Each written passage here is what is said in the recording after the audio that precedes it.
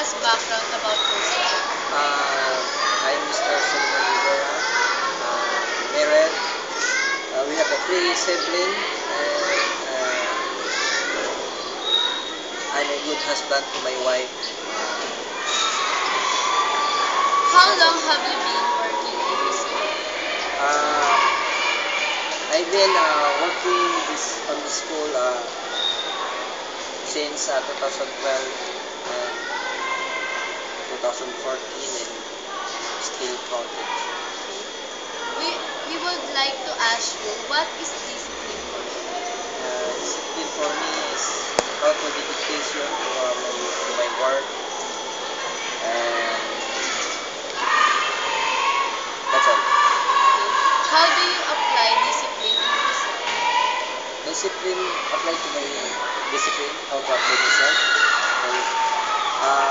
I'm dedicated to my work. Something like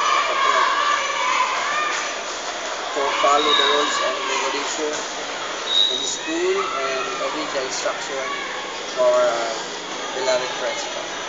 Can you give us suggestion as a student? How are we going to be disciplined? There are two things to help to advise to the student. Two things only.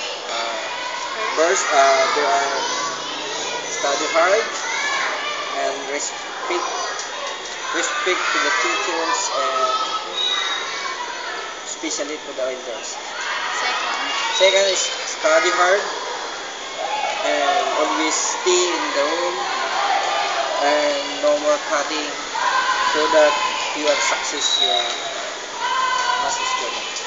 That's thank you, all. Kuya Dong. Okay. Thank you. Your pleasure. I'm pleasure to